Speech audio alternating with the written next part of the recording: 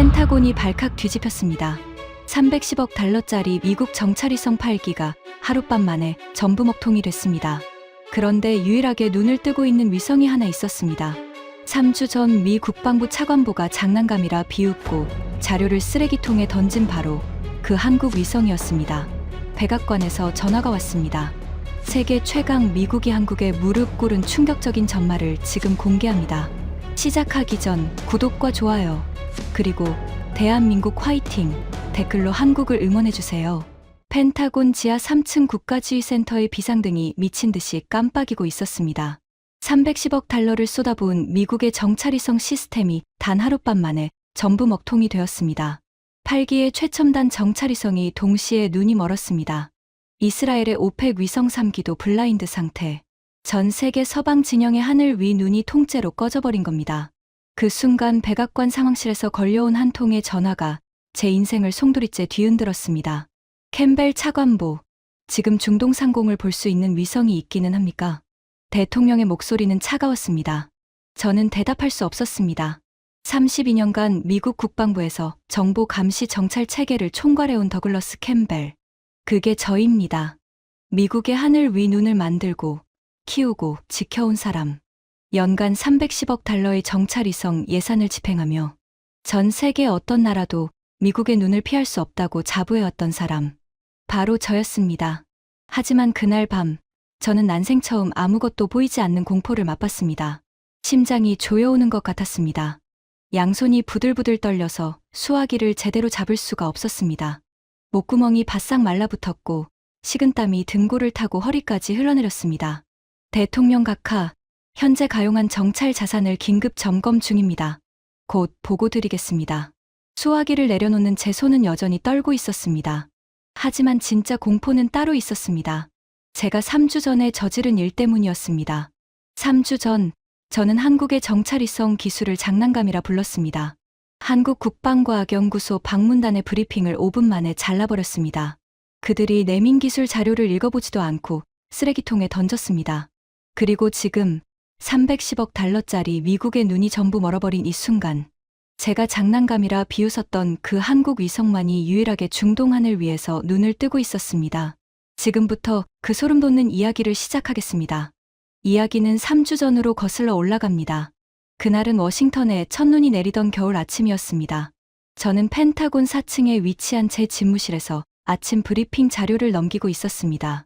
창밖으로 알링턴 국립묘지의 하얀 비석들이 눈에 덮여가고 있었고 집무실 안에는 간 내린 블랙커피의 쓴향이 감돌았습니다. 32년 경력의 아침 루틴이었죠. 브리핑 자료를 읽고 위성 궤도 보고서를 확인하고 NRO 국장과 통화하는 것. 매일 반복되는 일상이었습니다. 그때 비서실장 토머스가 문을 노크했습니다. 차관보님, 오늘 오전 10시에 한국국방과학연구소 방문단이 도착합니다. 위성기술 교류 프레젠테이션이 예정되어 있습니다. 저는 커피잔을 내려놓으며 미간을 찌푸렸습니다. 한국, 무슨 위성기술? 지난달 한미 국방장관 회담에서 합의된 건입니다. 한국 측이 자국의 신형 정찰위성 기술을 소개하겠다고 했고 장관님께서 예우 차원에서 수용하셨습니다. 저는 속으로 코웃음을 쳤습니다. 예우 차원. 그 말이 전부를 설명하고 있었습니다. 진짜 중요한 기술이었다면 예우가 아니라 전략적 필요로 만남이 잡혔을 겁니다. 한국의 위성 기술이라 솔직히 제 머릿속에 한국 위성이 차지하는 비중은 거의 제로에 가까웠습니다. 미국이 가진 정찰위성 자산의 규모를 아십니까? KH-11 계열 광학위성만 해도 해상도가 10cm급입니다. 지상에 놓인 신문의 헤드라인을 우주에서 읽을 수 있는 수준이죠. 여기에 레이더 위성, 전자정보 수집 위성, 적외선 감시 위성까지 합치면 미국은 상시 30기 이상의 정찰위성을 궤도에 띄우고 있습니다. 연간 예산만 310억 달러, 한화로 약 43조 원입니다. 반면 한국은 어땠습니까? 공식적으로 해상도 50cm급 위성을 몇 기 운용하는 수준이었습니다. 우리 눈에는 구글 지도에서 위성 사진 보는 것과 크게 다를 바 없었죠. 체급 자체가 달랐습니다. 프로 복서와 동네 체육관 아마추어를 같은 링에 세우는 격이었습니다. 그래서 저는 아무런 기대 없이 10시 회의에 들어갔습니다. 아니, 솔직히 말하면 기대가 없는 정도가 아니라 짜증이 났습니다. 이란 핵 문제로 중동 정세가 급박하게 돌아가는 판에 한국 위성 구경이라니 시간 낭비라는 생각뿐이었습니다. 펜타곤 4층 특별 브리핑실은 30명이 앉을 수 있는 중형 회의실이었습니다. 정면에 대형 스크린이 걸려 있고 각국 국기가 양쪽 벽면에 도열해 있었습니다.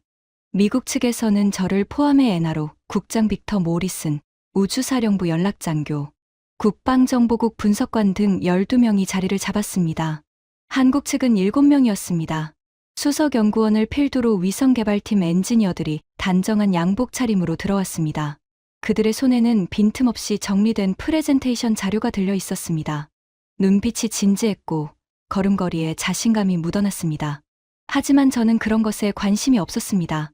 형식적인 악수가 오갔습니다. 한국 측 수석연구원이 제 손을 잡았을 때 그의 손바닥에서 느껴진 두꺼운 굳은 살이 인상적이기는 했습니다. 연구실에서 직접 장비를 만지는 사람 특유의 손이었죠. 하지만 저는 그런 디테일을 일부러 무시했습니다. 프레젠테이션이 시작되었습니다. 한국 측 수석연구원이 스크린 앞에 섰습니다. 오늘 소개드릴 것은 저희 차세대 다목적 정찰위성 시스템입니다.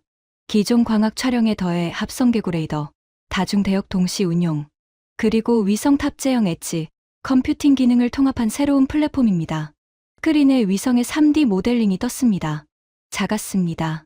미국의 KH-11이 버스만한 크기인데 비해 한국 위성은 승용차 절반 정도 크기밖에 안 돼 보였습니다.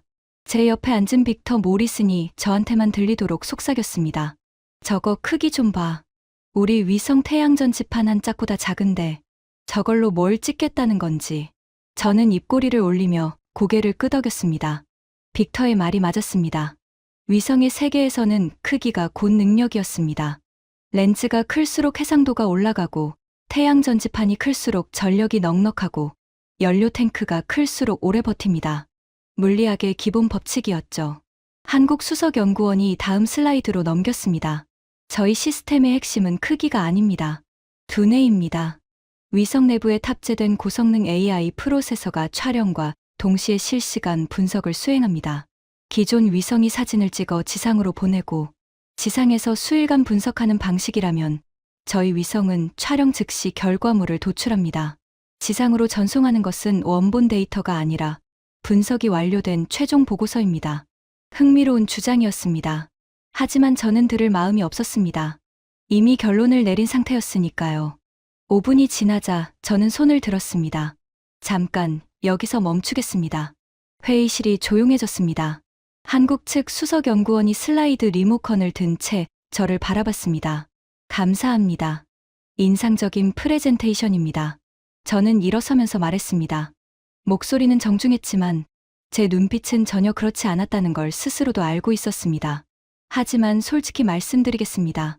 위성 정찰의 세계에서 가장 중요한 것은 해상도입니다. 여러분의 위성은 공식적으로 몇 센티미터급입니까?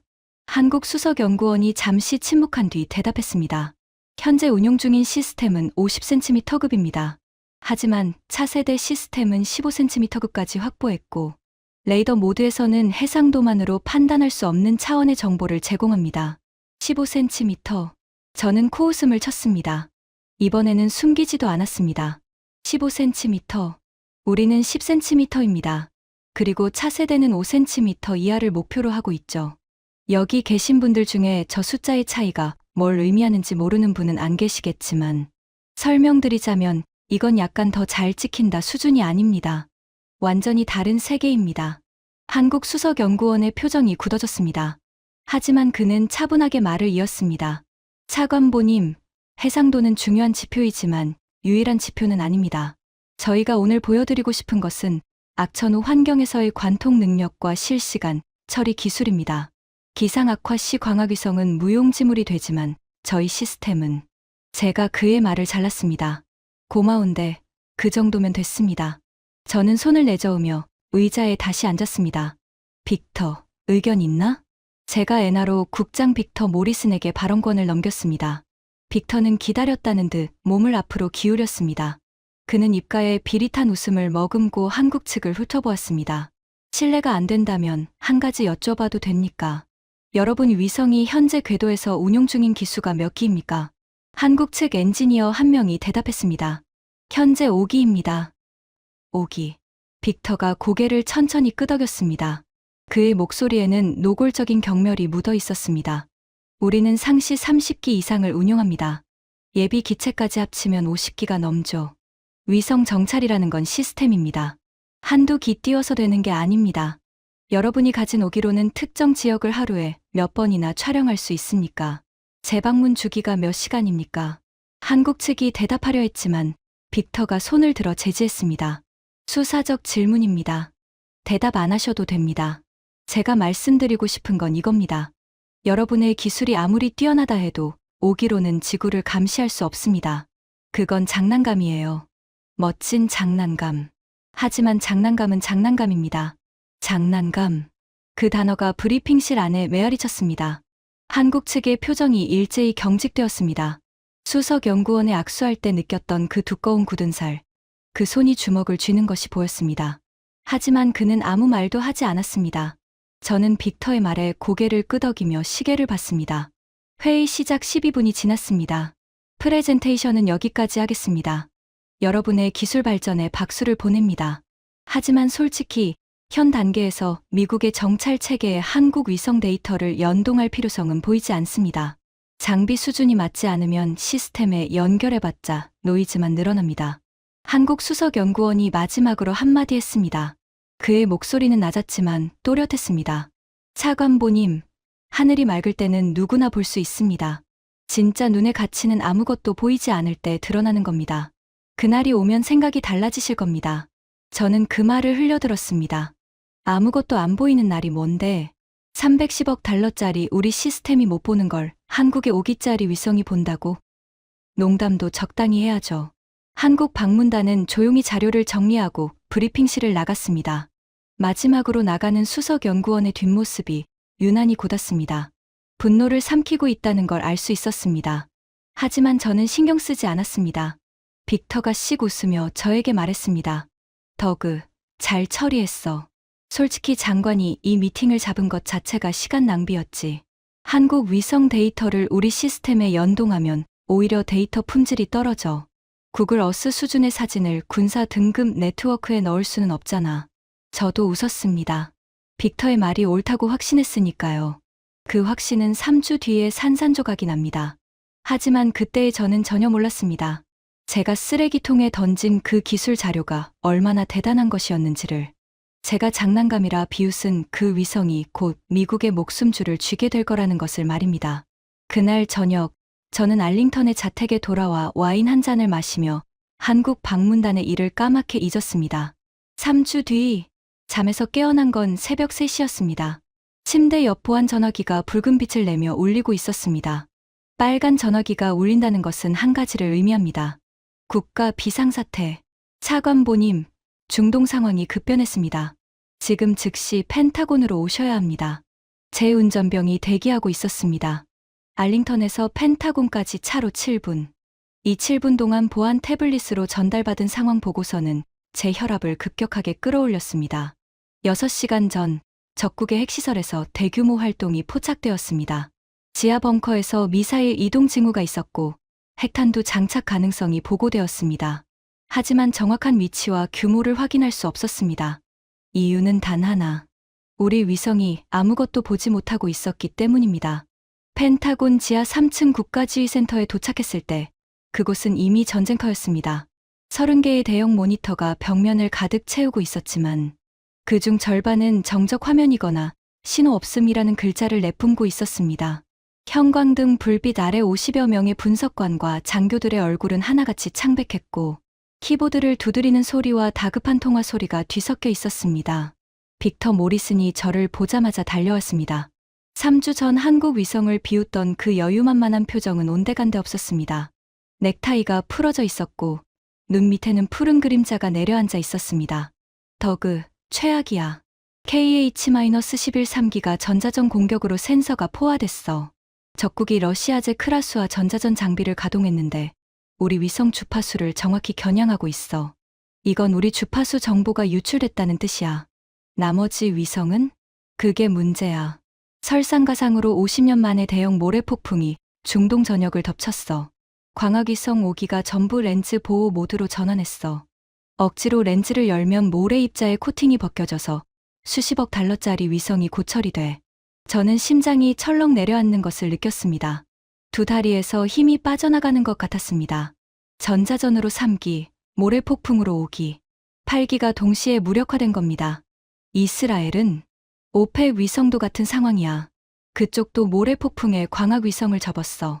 전자전 대응은 우리보다 취약하고 저는 작전실 중앙에 거대한 디스플레이를 올려다봤습니다. 중동 지역 지도 위에 각국 위성의 궤도가 표시되어 있었습니다. 미국 위성은 빨간색, 이스라엘은 보라색, 유럽은 파란색. 모든 점들이 중동 상공을 피해 물러나 있거나 비활성 상태를 나타내는 회색으로 변해 있었습니다. 그때 저는 지도 한 구석에서 깜빡이는 작은 점 하나를 발견했습니다. 초록색, 한국 위성이었습니다. 모든 위성이 눈을 감고 후퇴한 그 폭풍의 한가운데를 초록색 점 하나가 유유히 관통하고 있었습니다. 마치 태풍의 눈을 뚫고 날아가는 한 마리 독수리처럼 저는 그 초록색 점을 멍하니 바라봤습니다. 3주 전 제가 장난감이라 비웃었던 바로 그 위성이었습니다. 제가 프레젠테이션을 5분 만에 잘라버렸던 바로 그 기술이었습니다. 제가 쓰레기통에 던진 바로 그 자료의 주인공이었습니다. 빅터도 그 점을 봤습니다. 잠시 침묵이 흘렀습니다. 빅터, 한국 위성은 왜 아직 살아있지? 빅터의 대답은 힘이 빠져 있었습니다. 모르겠어. 같은 모래 폭풍을 맞고 있는데 궤도를 이탈하지 않고 있어. 레이더 모드로 작동 중인 것 같은데 이 기상 조건에서 레이더를 켜봤자 노이즈 덩어리만 잡히거든. 한국 애들이 뭘 보겠어. 그냥 배터리 낭비하는 거지. 빅터는 여전히 한국 위성을 무시하고 있었습니다. 하지만 저는 3주 전 한국 수석연구원의 마지막 말이 갑자기 떠올랐습니다. 하늘이 맑을 때는 누구나 볼 수 있습니다. 진짜 눈의 가치는 아무것도 보이지 않을 때 드러나는 겁니다. 등골이 서늘해졌습니다. 설마 그가 이걸 예견한 건 아니겠지. 이건 우연이겠지. 하지만 저 초록색 점은 분명히 눈을 뜨고 있었습니다. 310억 달러짜리 미국의 눈이 전부 감긴 이 칠흑 같은 밤에 한반도에서 날아온 작은 위성 하나만이 홀로 깨어 있었습니다. 그리고 바로 그 순간 백악관에서 전화가 왔습니다. 캠벨 차관보, 지금 중동 상공을 볼 수 있는 위성이 있기는 합니까? 저는 그 초록색 점을 노려보며 이를 악물었습니다. 대답해야 했습니다. 하지만 그 대답은 32년 경력에서 가장 치욕적인 문장이 될 것이었습니다. 310억 달러를 쏟아부은 미국의 정찰 체계가 전멸한 이 순간, 유일하게 눈을 뜨고 있는 것은 3주 전 제가 장난감이라 비웃고 쓰레기통에 집어던진 한국의 위성이라는 사실. 대통령 각하, 현재 가용한 서방 진영 위성 자산은 전부 비활성 상태입니다. 다만 한 가지 옵션이 있기는 합니다. 한국의 정찰위성이 현재 중동 상공에서 작동 중인 것으로 보입니다. 수화기 너머에서 긴 침묵이 흘렀습니다. 한국 위성이라고? 대통령의 목소리에 당혹감과 불신이 가득했습니다. 무리도 아니었습니다. 세계 최강 미국의 정보 수장이 한국에게 도움을 요청해야 한다니. 이것은 미국 정보 역사상 전례 없는 굴욕이었습니다. 즉시 한국 측에 연락하세요. 지금 당장. 전화가 끊어졌습니다. 저는 수화기를 내려놓고 눈을 감았습니다. 연락해야 할 상대는 바로 3주 전 제가 모욕하고 내쫓은 그 한국 국방과학연구소였습니다. 제가 5분 만에 브리핑을 잘라버린 그들에게 이제 무릎을 꿇고 도와달라고 해야 하는 겁니다. 자존심이 갈갈이 찢어지는 소리가 들렸습니다. 하지만 선택의 여지가 없었습니다. 적국의 핵미사일이 장착되는 그 순간에도 시계는 멈추지 않았고 우리에게는 눈이 없었습니다. 그 초록색 점을 빌려오지 않으면 수만 명의 미군이 증발할 수도 있었습니다. 저는 떨리는 손으로 보안 회선의 다이얼을 돌렸습니다. 신호음이 울릴 때마다 심장이 쿵쿵 울렸습니다. 3주 전 제가 던진 모욕의 무게가 수화기를 잡은 손에 고스란히 실려 있었습니다. 한국 국방과학연구소로 연결해주세요. 긴급입니다. 그 전화 한 통이 제 인생에서 가장 수치스러운 순간의 시작이었습니다. 하지만 동시에 그것은 대한민국이라는 나라의 진짜 힘을 깨닫게 되는 가장 위대한 여정의 첫걸음이기도 했습니다. 한국 국방과학연구소와의 보안회선이 연결되기까지 4분이 걸렸습니다. 그 4분이 4시간처럼 느껴졌습니다. 국가지휘센터의 형광등 불빛이 유난히 차갑게 느껴졌고 주변의 모든 소리가 수중에서 듣는 것처럼 멀어졌습니다. 제 귓속에는 오직 심장이 쿵쿵거리는 소리만 울렸습니다. 수화기 너머로 한국어가 들려왔고 곧 통역관의 목소리가 이어졌습니다. 대전 항공우주연구원 위성운용센터입니다. 용건을 말씀해 주십시오. 저는 침을 삼켰습니다. 목이 막혀서 첫 마디가 나오지 않았습니다.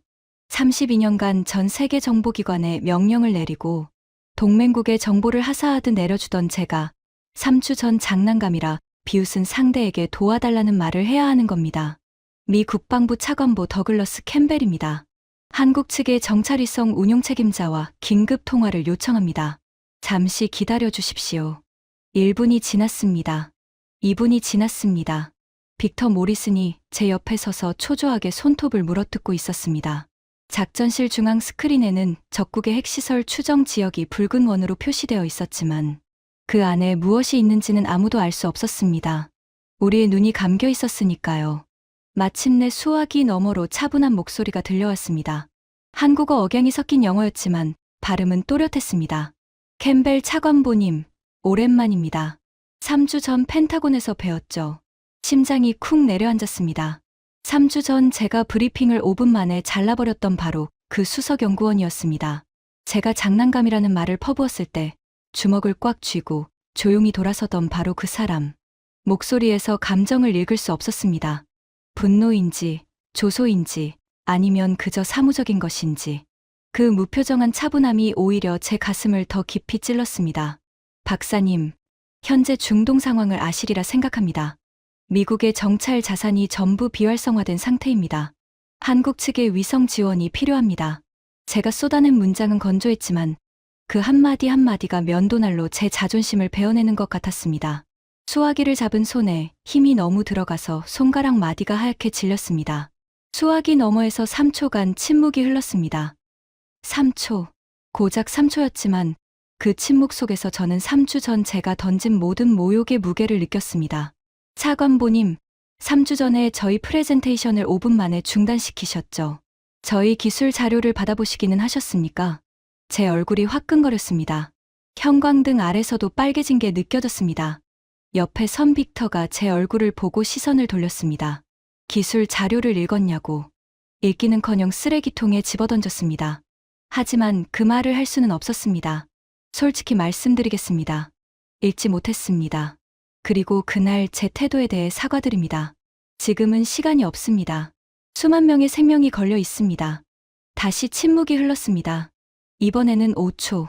그 5초 동안 작전실의 시계 초침 소리가 귀를 때리는 것처럼 크게 들렸습니다. 벽면 모니터에서 적국의 핵시설 추정 구역을 나타내는 붉은 원이 마치 심장처럼 규칙적으로 깜빡이고 있었습니다. 그 깜빡임이 마치 카운트다운처럼 느껴졌습니다. 차관보님, 저희도 상황을 주시하고 있었습니다.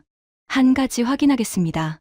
이번에 저희가 제공하는 데이터는 보조 자료가 아니라 주력 자료로 활용되는 겁니까? 3주 전처럼 구글 어스 수준이라고 치부하시지는 않으실 겁니까? 그 질문은 전곡을 찔렀습니다. 3주 전 빅터 모리슨이 한국 위성을 구글 어스 수준이라고 비웃었던 것을 그들은 정확히 기억하고 있었습니다. 저는 이를 악물었습니다. 자존심 따위는 접어야 할 순간이었습니다. 주력 자료로 활용하겠습니다. 미국 정부가 공식적으로 요청하는 겁니다. 잠시 후 한국 수석연구원의 목소리가 다시 울렸습니다. 이번에는 미세하게 온기가 실려 있었습니다. 알겠습니다. 지금 이 순간에도 저희 위성은 중동 상공을 주시하고 있습니다. 30분 뒤에 첫 번째 데이터 패키지를 보내드리겠습니다. 하지만 차관보님, 한 가지만 말씀드리겠습니다. 뭡니까? 데이터를 받으시면 놀라실 겁니다. 하지만 이번에는 5분 만에 끊지 마십시오. 끝까지 보셔야 합니다. 전화가 끊어졌습니다. 제 손에는 아직도 수화기의 진동이 남아있는 것 같았습니다. 빅터가 조심스럽게 물었습니다. 뭐래? 30분 뒤에 데이터를 보내준단다. 빅터가 코웃음을 쳤습니다. 이 모래 폭풍 속에서 보내봤자 흐릿한 노이즈 덩어리겠지. 참고 자료 정도는 될 수도 있겠지만. 하지만 저는 빅터처럼 웃을 수가 없었습니다. 한국 수석연구원의 마지막 말이 뇌리에 박혀 있었습니다. 놀라실 겁니다. 그의 목소리에 담긴 그 자신감. 그것은 허세가 아니었습니다. 모욕을 당하고도 분노하지 않고 도와달라는 요청에 복수하지 않고 오히려 담담하게 데이터를 보내주겠다는 그 여유. 그 여유의 근거가 무엇인지 궁금해지기 시작했습니다. 30분. 그 시간 동안 저는 자리에 앉아 커피도 마시지 못했습니다. 모니터 구석에서 초록색으로 빛나는 한국 위성의 궤적만 노려보고 있었습니다. 그 작은 점은 여전히 모래 폭풍 한가운데를 유유히 관통하며 궤도를 유지하고 있었습니다. 미국의 위성들이 전부 꼬리를 말고 도망친 그 지옥 같은 하늘을 말입니다. 정확히 28분 뒤 보안 통신망을 통해 한국에서 데이터 패키지가 도착했습니다. 용량은 53MB. 제 옆에 앉은 수석 분석관 레이첼 파커가 화면을 보자마자 눈살을 찌푸렸습니다. 53MB. 위성 원본 영상치고는 너무 작은데요. 고해상도 사진 한 장이면 보통 수기가는 되거든요. 이건 뭐 파워포인트 파일 하나 수준인데. 하지만 저는 3주 전 한국 수석연구원이 프레젠테이션에서 했던 말이 갑자기 떠올랐습니다. 위성 내부에서 AI가 실시간 분석을 수행한다.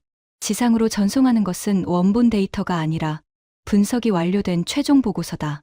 그때는 흘려들었던 말이었지만 지금 53MB라는 숫자를 보자 등줄기를 타고 전류가 흐르는 것 같았습니다. 잠깐, 레이첼. 이건 원본 사진이 아니야.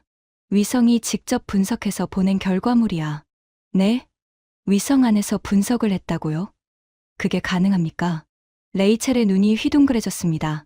무리도 아니었습니다.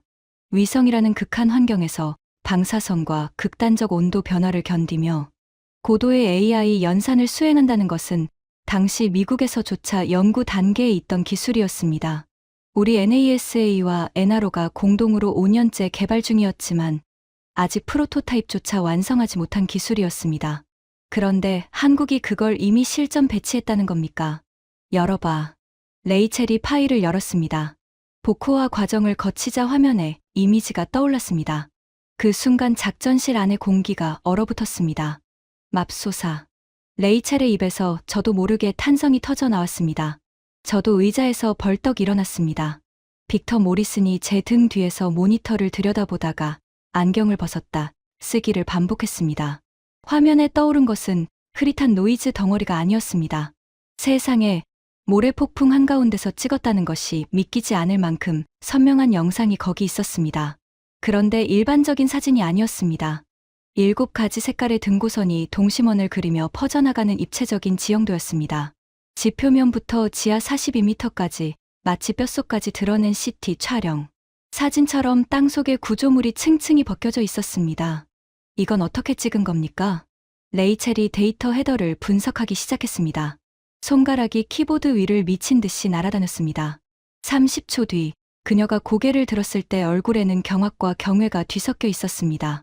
차관보님, 한국 위성이 다중대역 SAR을 동시에 운용했습니다. X밴드와 L밴드를 동시에 쏘면서 모래 입자의 난반사 패턴을 실시간으로 계산해서 노이즈를 제거한 겁니다. 이건 우리 NRO 기술연구소에서 이론적으로만 검토하던 기술입니다.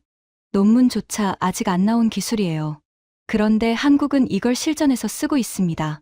저는 다리에 힘이 풀려 의자에 주저앉았습니다. 빅터 모리슨도 말을 잃었습니다. 3주 전 그가 장난감이라 불렀던 그 작은 위성이 미국이 이론, 연구 단계에서 끙끙대고 있는 기술을 이미 실전에 투입하고 있었다는 사실. 그것은 우리의 상식을 완전히 뒤집어 엎는 것이었습니다. 하지만 충격은 이제 시작에 불과했습니다. 더 보세요. 레이첼이 화면을 스크롤했습니다. 등고선 지도 아래에는 한국 위성의 AI가 작성한 분석 보고서가 첨부되어 있었습니다. 영어와 한국어가 병기된 그 보고서는 소름 끼칠 정도로 정밀했습니다.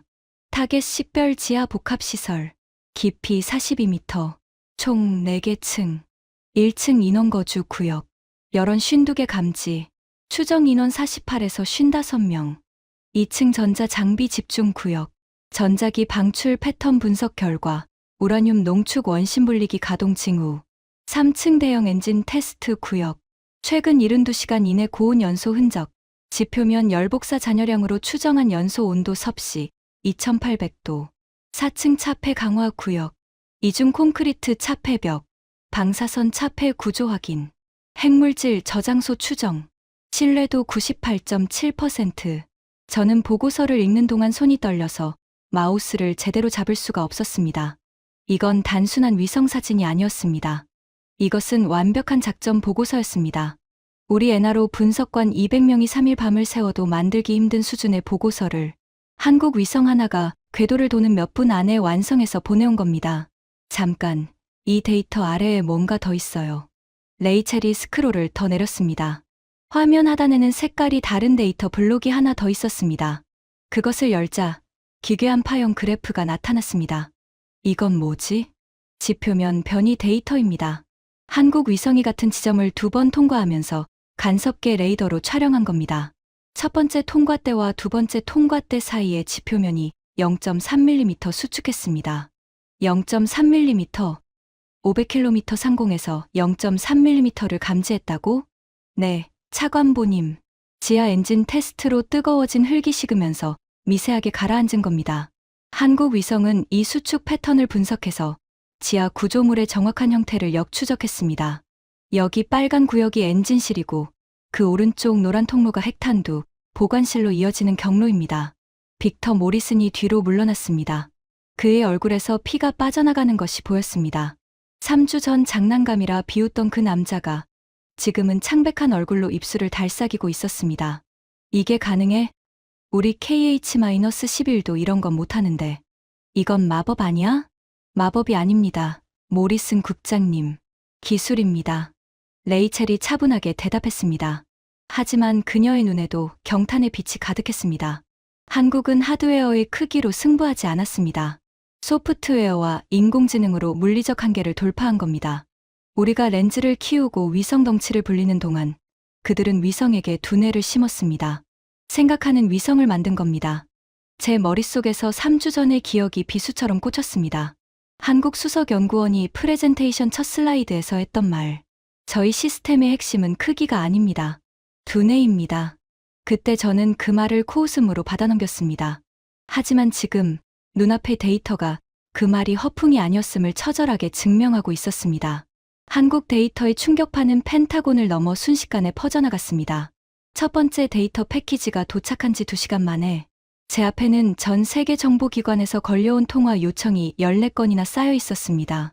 가장 먼저 반응한 것은 이스라엘이었습니다. 모사드 기술정보국장 아비 골란이 긴급 보안 회선으로 연락해왔습니다. 그의 목소리는 평소의 느긋함이 완전히 사라진 상태였습니다. 캠벨, 한국이 보내온 데이터를 공유받았다. 우리 분석팀이 검증했는데 결과가 경악스럽다. 우리 오펙 위성이 15년간 추적하면서 윤곽조차 잡지 못한 시설의 내부 구조가 4개 층까지 완벽하게 드러나 있다. 이건 어떻게 가능한 건가? 저도 같은 질문을 하고 있는 중입니다. 이봐, 우리 이스라엘과 한국 사이에 정보 공유 협정을 체결하고 싶다. 즉시, 가격은 상관없어. 한국 위성 데이터에 대한 우선 접근권만 확보할 수 있다면 무엇이든 제공하겠다. 이스라엘이 무엇이든이라는 단어를 꺼낸 것은 제가 32년 경력에서 처음 본 일이었습니다. 이스라엘은 정보 세계에서 절대로 먼저 머리를 숙이지 않는 나라입니다. 미국에게조차 대등한 거래를 고집하는 그들이 한국에게 먼저 손을 내밀고 있었습니다. 두 번째 충격은 영국에서 왔습니다. GCHQ 소속 위성 분석관이 비공식 채널로 연락해왔습니다. 캠벨, 파이브 아이즈 회의를 소집해야 합니다. 한국 위성 데이터를 분석한 결과 우리의 기술 평가가 완전히 잘못되어 있었습니다. 한국의 SAR 기술은 현재 서방 진영 어디에도 없는 수준입니다. 영국 기술로는 최소 8년은 뒤처져 있습니다. 8년. 그 숫자가 제 머릿속에서 맴돌았습니다. 하지만 진짜 쇼크는 세 번째였습니다. CIA 동아시아 담당 부서에서 입수한 중국 측 동향 보고서가 올라왔습니다. 중국 인민해방군 전략지원부대 산하 우주감시팀이 한국 위성의 이번 활동을 실시간으로 추적하고 있었던 겁니다. CIA가 중국 내부 소스를 통해 입수한 극비 보고서의 결론은 충격적이었습니다. 한국의 위성 탑재 AI 기술과 다중 대역 레이더, 동시 운용 기술은 중국이 최소 7년 이상 뒤처져 있는 것으로 판단됨. 특히 엣지 컴퓨팅 칩의 우주 환경, 내구성은 중국의 현재 기술로는 복제 불가. 한국 반도체 기술의 군사적 전용이 예상보다 훨씬 진전되어 있음. 긴급 대응 방안 마련 필요. 중국이 긴급 대응이라는 단어를 쓰고 있었습니다. 세계 2위 군사 대국이 한국의 위성 기술에 긴급 대응이 필요하다고 판단한 겁니다. 저는 보고서를 읽으며 온몸에 소름이 돋는 것을 느꼈습니다. 3주 전 제가 장난감이라 비웃었던 나라. 빅터 모리슨이 구글 어스 수준이라고 조롱했던 나라. 그 나라의 기술이 미국, 이스라엘, 영국, 중국을 동시에 경악시키고 있었습니다. 도대체 한국이라는 나라는 보이지 않는 곳에서 무슨 짓을 하고 있었던 걸까요? 그때 레이첼 파커가 급히 달려왔습니다. 그녀의 얼굴은 상기되어 있었고 태블릿을 들고 있는 손이 미세하게 떨리고 있었습니다. 차관보님, 한국에서 두 번째 데이터 패키지가 왔습니다. 이번 거는 첫 번째보다 더 심각합니다. 뭔데? 한국 위성이 적국의 전자전 장비를 역이용했습니다. 챕터 7 어둠 속의 체스. 두 번째 데이터 패키지를 여는 순간 작전실 안의 모든 시선이 중앙 스크린으로 쏠렸습니다. 적국은 러시아제 크라스와 전자전 장비를 풀 가동하여 모든 위성의 레이더 신호를 방해하고 있었습니다. 우리 KH-11 레이더 위성이 이 전자전 공격의 속수무책으로 당한 이유이기도 했습니다. 강력한 전파 장막이 기지 상공을 뒤덮어서 어떤 레이더 신호를 쏘아도 노이즈에 묻혀 쓸모없는 데이터만 돌아왔습니다. 그런데 한국 위성은 이 상황을 완전히 다른 각도로 접근했습니다. 레이첼의 설명을 듣는 동안 제 입이 점점 벌어졌습니다. 한국 위성은 적국의 방해 전파를 회피하지 않았습니다. 오히려 그 전파를 자기 것처럼 이용했습니다. 적이 쏘아올린 강력한 전자기파가 지하 구조물에 맞고 굴절되는 패턴을 역으로 수집해서 구조물의 형태를 더욱 정밀하게 읽어낸 겁니다. 안개 속에서 적이 손전등을 켰을 때 그 빛을 피해 숨는 게 아니라 오히려 그 빛에 비친 적의 그림자로 적의 위치를 알아내는 것과 같은 원리입니다. 적이 방해하면 할수록 오히려 더 잘 보인다는 건가? 맞습니다. 적의 크라스화가 강력하게 전파를 쏘면 쏠수록 한국 위성의 AI는 그 전파가 지하 구조물에 부딪혀 만들어내는 미세한 굴절 패턴을 더 많이 수집할 수 있었습니다. 적은 자기 손으로 자기 집의 설계도를 한국에 넘겨준 격이 된 겁니다. 빅터 모리슨이 벽에 등을 기대며 천장을 올려다봤습니다. 그의 입술이 파르르 떨렸습니다. 우리가 수십 년간 전자전 대응 기술을 개발해왔어. 방해 전파를 차단하고 주파수를 바꾸고 출력을 높이는 방식으로. 그런데 한국은 아예 발상 자체를 뒤집었어. 방해 전파를 무기로 쓰다니. 이건 우리가 생각조차 못한 건데. 그의 목소리에서 3주 전의 오만함은 완전히 사라져 있었습니다. 그 자리에 남은 것은 순수한 경탄이었습니다. 아니, 두려움에 가까웠습니다. 두 번째 데이터에는 더 충격적인 내용이 담겨 있었습니다. 한국 위성이 적국 기지의 전자전 장비를 역이용해서 읽어낸 추가 정보 목록이었습니다. 미사일 이동 경로 지하 4층에서 수직 갱도까지 이동용 레일 시스템 확인. 탄두 장착 후 발사까지 예상 소요 시간 4시간 30분. 발사대 위치 기지 동쪽 3.2km 지점 위장 구조물 아래. 지표면 온도 분석으로 최근 48시간 이내 발사대 덮개, 개폐 흔적 확인. 보복 발사 시나리오 기지 피격 시 자동 발사 프로토콜 가동 예상. 28발의 탄도미사일이 사전 입력된 좌표를 향해 발사될 것으로 추정. 목표 좌표 세 곳 식별 완료. 한국 위성은 적국이 공격을 받았을 때 보복으로 쏘아댈 미사일의 숫자와 목표 좌표까지 미리 계산해 놓은 겁니다. 이건 단순한 정보 수집이 아니었습니다. 이것은 완벽한 전쟁 시나리오였습니다. 한국은 미국에게 칼을 건네면서 동시에 그 칼을 쓸 때 일어날 모든 반작용까지 계산해서 넘겨준 것이었습니다. 레이첼, 이 데이터의 신뢰도는 한국 측이 자체 교차 검증을 거쳤습니다. 두 번의 궤도 통과 데이터를 간섭계 방식으로 비교했고 전자전 역이용 데이터와 SAR 데이터를 삼각 검증했습니다. 종합 신뢰도 97.3%입니다. 97.3. 우리 엔화로 분석의 평균 신뢰도가 보통 85에서 90% 사이입니다. 한국의 위성 하나가 우리 시스템 전체보다 높은 신뢰도의 데이터를 내놓고 있었습니다. 이쯤 되자 저는 분노도 수치심도 느끼지 않았습니다. 그저 전율만이 등골을 타고 흘렀습니다. 한국이라는 나라가 무서웠습니다. 떠들지 않았습니다. 자랑하지 않았습니다. 3주 전 모욕을 당하고도 복수하지 않았습니다. 그저 조용히 기술을 갈고 닦아서 세계가 가장 절박한 순간에 완벽한 답을 내놓았습니다. 그 침묵 속의 자신감이, 그 겸손한 칼날이 어떤 핵무기보다 무서웠습니다. 데이터가 도착한 지 4시간 뒤 백악관 상황실에서 긴급 NSC 회의가 소집되었습니다. 저는 펜타곤에서 차량으로 15분 거리인 백악관까지 이동하는 동안 차 안에서 한국이 보내온 데이터를 세 번째 다시 훑었습니다. 볼 때마다 새로운 디테일이 보였습니다. 한국의 AI가 작성한 보고서는 마치 살아있는 문서처럼 읽을 때마다 더 깊은 층을 드러냈습니다. 백악관 지하 상황실은 이미 팽팽한 긴장감으로 가득 차 있었습니다. 대통령을 중심으로 국무장관, 국방장관, 합참의장, CIA 국장, NSA 국장이 원탁에 앉아 있었습니다. 벽면의 대형 스크린에는 한국이 보내온 무지개색 등고선 지도가 떠 있었습니다. 방 안의 공기는 무겁고 건조했고 누군가 타놓은 커피의 쓴 향이 코끝을 찔렀습니다. 캠벨 차관보, 상황을 브리핑하세요. 대통령의 명령에 저는 일어섰습니다. 다리가 미세하게 떨렸지만 목소리만큼은 단단하게 유지하려 했습니다. 대통령 각하, 현재 미국의 정찰위성 8기가 전자전 공격과 기상 악화로 비활성 상태입니다. 이스라엘 위성 3기도 동일한 상황입니다. 서방 진영의 하늘, 위 눈이 전부 감긴 상태에서 현재 유일하게 중동 상공에서 작동 중인 정찰 자산은 대한민국의 위성입니다. 잠깐. 합참의장 월터 그레이 장군이 손을 들었습니다. 그는 덩치가 산만한 전형적인 전투 지휘관이었고 외교적 언어보다 직설적인 표현을 좋아하는 군인이었습니다. 한국 위성이 유일한 눈이라고?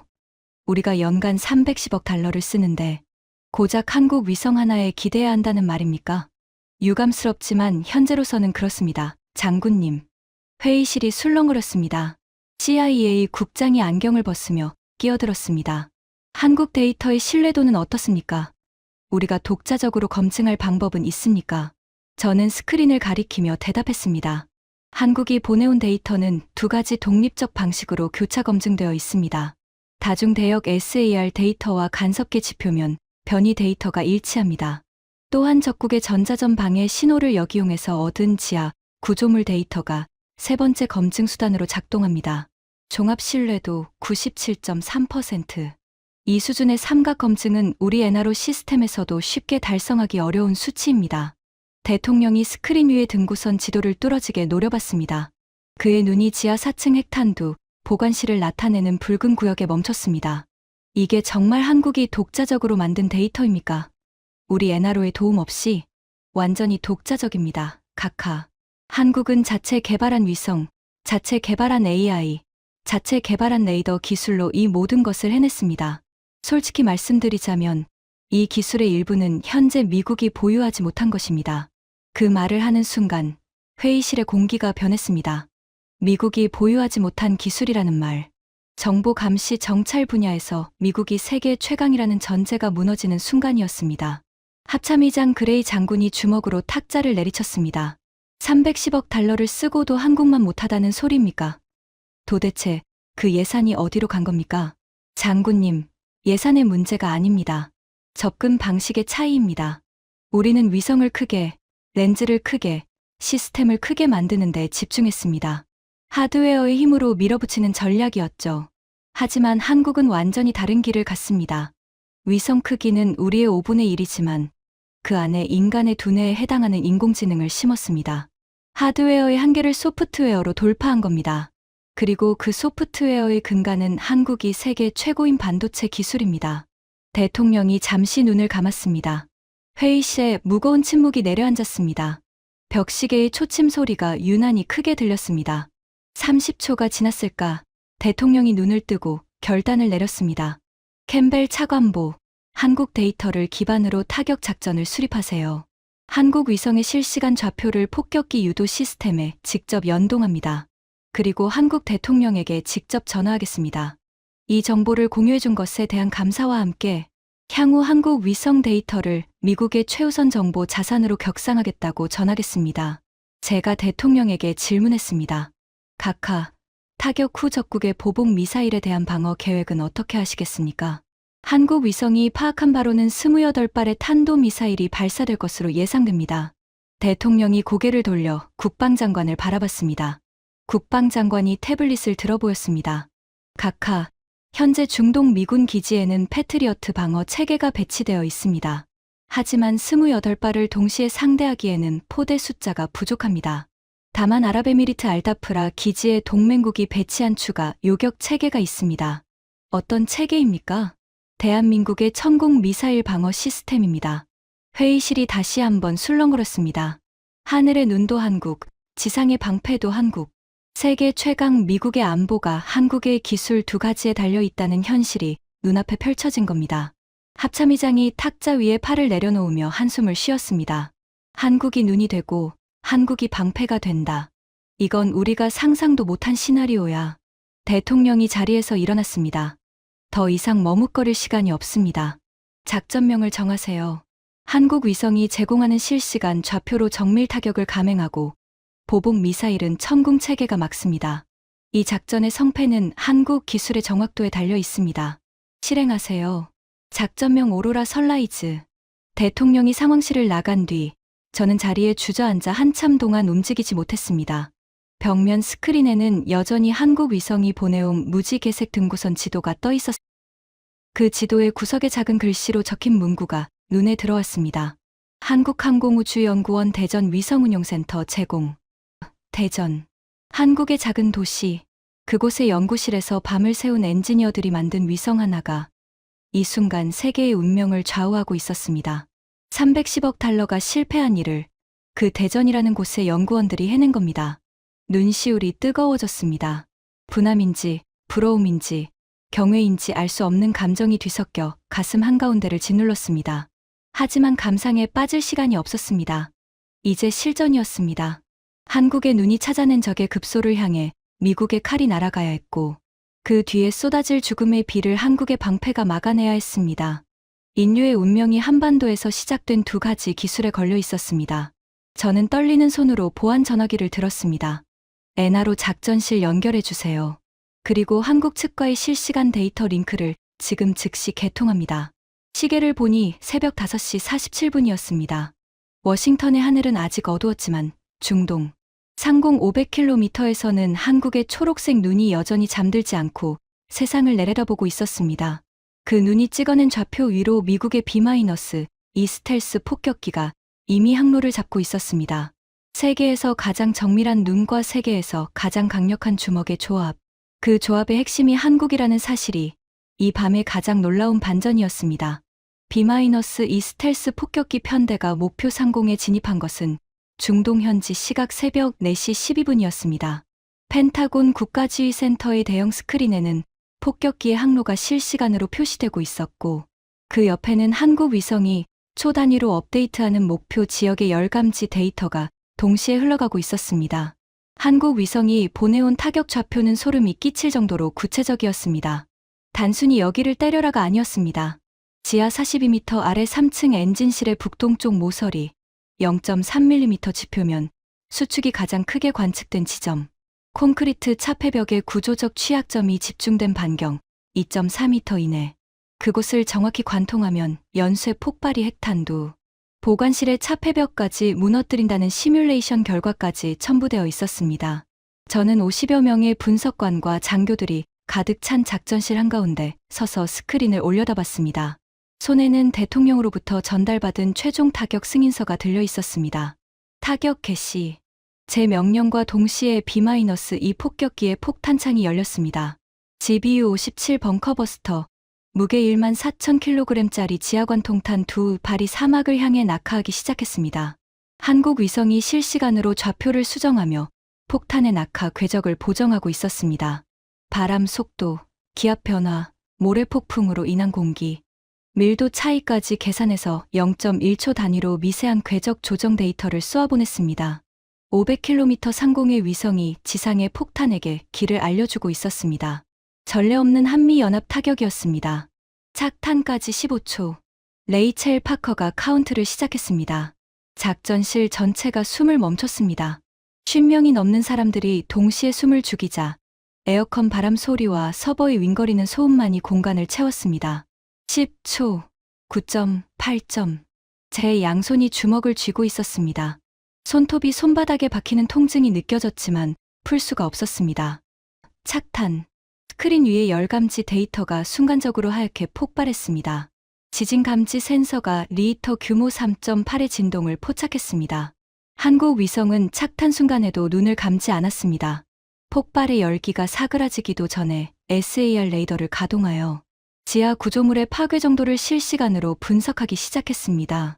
3초 뒤 한국 측에서 즉각 보고가 왔습니다. 1차 관통탄 목표 직격, 지하 3층 엔진실 관통 확인, 2차 관통탄 지하 4층 차폐벽 붕괴, 핵탄두 보관 구역 연쇄 폭발 진행 중, 5차 0.8m, 5차 0.8m, 500km 상공의 위성이 제공한 좌표로 투하한 폭탄이 수십 미터의 지하를 관통하고도 목표물에서 겨우 0.8m 벗어났다는 뜻입니다. 한국 위성이 찍어낸 좌표의 정확도가 그만큼 완벽했다는 증거였습니다. 작전실에서 환호가 터져나오려는 순간 레이첼이 비명에 가까운 목소리로 외쳤습니다. 보복 발사 감지. 탄도미사일 28발 발사. 방위 245도에서 270도 사이. 예상 도달 시간 3분 50초. 한국 위성이 예측한 그대로였습니다. 적국이 피격되자마자 자동 보복 프로토콜이 작동하여 사전에 입력된 좌표를 향해 28발의 탄도미사일이 일제히 솟구쳐 올랐습니다. 목표는 주변 미군 기지와 동맹국 시설이었습니다. 하지만 우리에게는 한국이 미리 계산해둔 보복 시나리오가 있었습니다. 28발이라는 숫자도 발사 각도도 목표 좌표 세 곳도 한국 위성이 이미 파악해둔 것이었습니다. 이 정보는 이미 중동 현지의 요격 부대에 전달되어 있었습니다. 아랍에미리트 알다프라 기지. 그곳에 배치된 한국산 천궁 미사일 방어 시스템이 가동을 시작했습니다. 한국 위성이 눈이 되어 찾아낸 적의 심장을 미국의 주먹이 때렸고 이제 적의 반격을 한국의 방패가 막아내야 할 차례였습니다. 천궁 시스템의 위상 배열 레이더가 28개의 표적을 동시에 추적하기 시작했습니다. 그런데 문제가 생겼습니다. 적국은 진짜 미사일 사이에 수십 발의 기만 탄두, 이른바 디코이를 섞어서 발사한 겁니다. 미군의 패트리어트 레이더가 혼란에 빠졌습니다. 화면 위에 40개가 넘는 표적이 동시에 깜빡이며 어떤 것이 진짜이고 어떤 것이 가짜인지 구별이 되지 않았습니다. 패트리어트 시스템 과부하, 표적 식별 실패, 수동 전환 중. 미군 측 보고가 떨리는 목소리로 전해졌습니다. 제 가슴이 철렁 내려앉았습니다. 3분 50초 중 이미 1분이 지나고 있었습니다. 남은 시간 2분 50초. 그 순간 천궁 시스템의 사격 통제 컴퓨터가 다른 반응을 보이기 시작했습니다. 천궁은 한국 위성과 실시간으로 연동되어 있었습니다. 위성이 사전에 파악해둔 적의 발사대 위치, 미사일의 발사, 각도, 탄도의 예상 질량 데이터가 천궁의 AI에 이미 입력되어 있었던 겁니다. 디코이와 진짜 탄도의 차이를 위성 데이터와 대조하여 순식간에 걸러냈습니다. 천궁 시스템 표적 식별 완료. 진짜 탄도 28발 분리. 디코이 17발 제외. 전 포대 일제 사격 준비 완료. 발사. 중동의 밤하늘이 하얗게 밝아졌습니다. 천궁 미사일이 콜드 런칭 방식으로 발사대에서 수직으로 툭 튀어오른 뒤 공중에서 엔진이 점화되어 무시무시한 각도로 꺾이며 적의 탄두를 향해 돌진했습니다. 스크린에 표시된 궤적은 마치 밤하늘에 그려진 칼날 같았습니다. 히트 투 킬. 천궁 미사일은 폭약의 힘이 아니라 초속 수 킬로미터의 운동 에너지로 적의 탄두를 직접 들이받아 부수는 방식이었습니다. 150kg의 금속 덩어리가 마하 5 이상의 속도로 돌진할 때 발생하는 충격 에너지는 소형 폭탄과 맞먹습니다. 한 번 명중, 두 번 명중, 세 번 명중. 레이첼이 보고를 읽었습니다. 4번, 5번, 6번. 연쇄적으로 명중 보고가 들어왔습니다. 작전실의 모니터 위에서 적의 미사일을 나타내는 붉은 점들이 하나씩 꺼져갔습니다. 15번 명중, 16번, 17번. 모든 시선이 스크린에 고정되어 있었습니다. 아무도 말을 하지 않았습니다. 숨소리조차 들리지 않았습니다. 25번, 26번, 27번. 마지막 하나가 남았습니다. 28번째 미사일은 다른 것들보다 궤적이 불규칙했습니다. 최종 단계에서 기동 변환을 시도하며 요격을 피하려 했습니다. 3초간의 정적이 흘렀습니다. 그 3초가 3년처럼 느껴졌습니다. 그리고 마침내 28번 명중. 전탄 요격 완료. 방어선 돌파 제로. 작전실이 터져나갔습니다.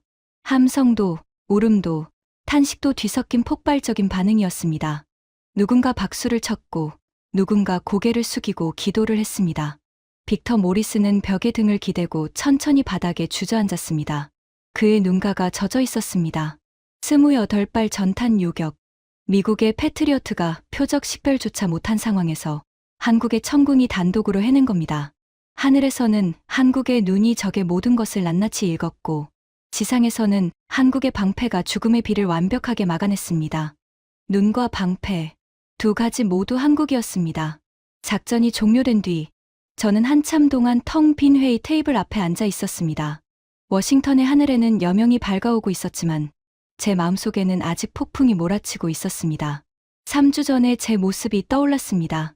한국 수석연구원의 프레젠테이션을 5분 만에 잘라버리던 제 얼굴, 장난감이라는 단어를 아무렇지도 않게 내뱉던 제 입, 기술 자료를 읽지도 않고 쓰레기통에 던지던 제 손, 그 하나하나가 지금은 비수가 되어 가슴을 찔렀습니다. 그날 오후, 저는 대통령의 지시로 한국 측과 화상회의를 진행했습니다.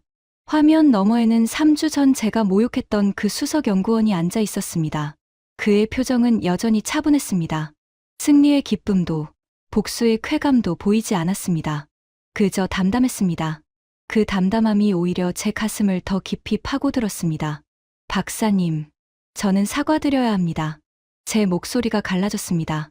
32년간 미국 국방부에서 일하면서 타국에 사과한 적은 한 번도 없었습니다.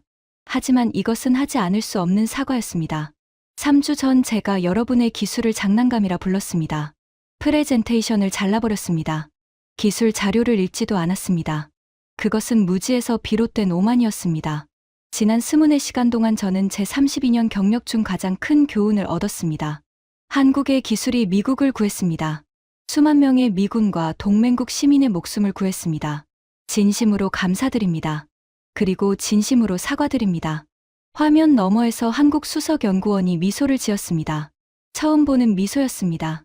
따뜻하면서도 단단한, 이긴 자의 여유가 아니라 동료로 인정받은 자의 안도감 같은 미소였습니다. 차관보님, 저희는 사과를 받으려고 기술을 개발한 것이 아닙니다. 다만 한 가지만 기억해 주셨으면 합니다. 크기가 힘이 아닙니다. 생각하는 힘이 진짜 힘입니다. 저희의 위성은 작습니다.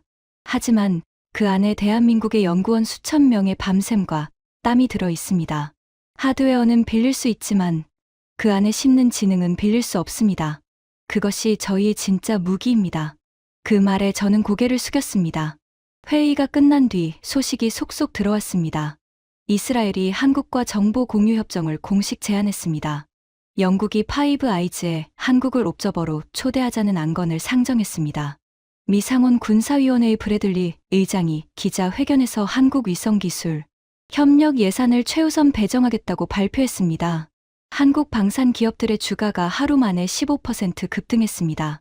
세계가 한국을 다시 보기 시작한 겁니다. 하지만 제가 가장 전율한 것은 따로 있었습니다.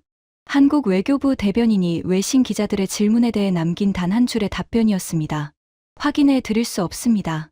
대한민국은 국제 평화와 안보를 위해 최선을 다하고 있을 뿐입니다. 긍정도 부정도 하지 않는 그 차가운 한 문장. 자랑하지 않았습니다. 떠벌리지 않았습니다.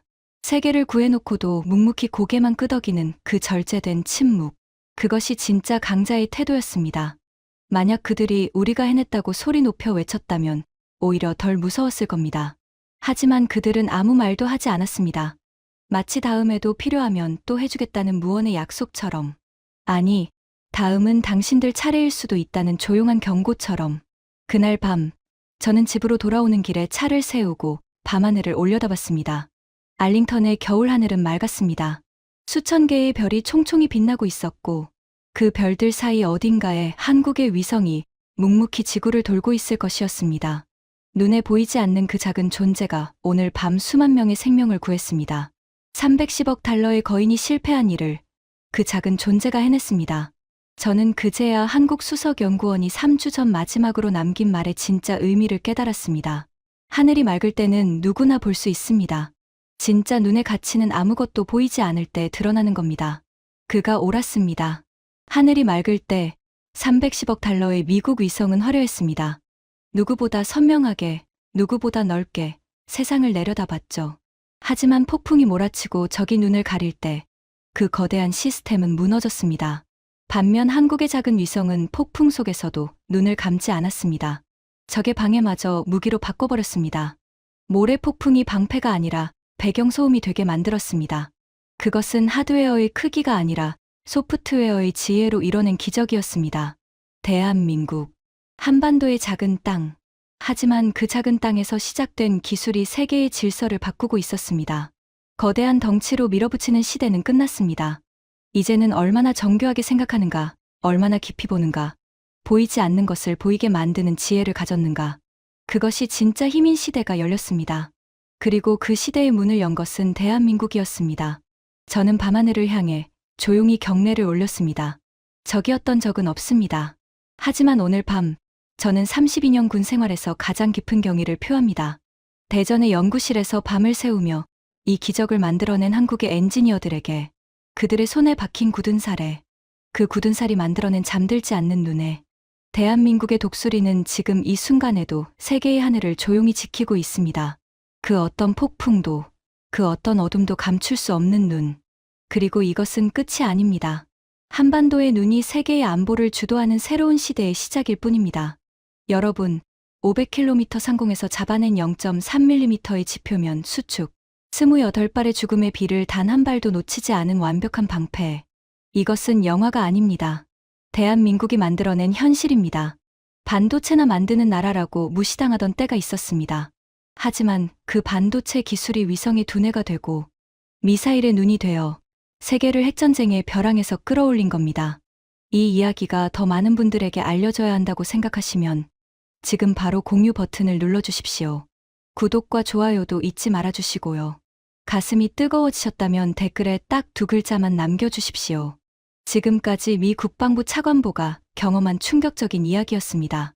대한민국의 기술이 세계를 지키고 있다는 사실. 더 많은 분들이 알 수 있도록 이 이야기를 널리 공유해 주세요. 작은 관심이 큰 자부심을 만듭니다.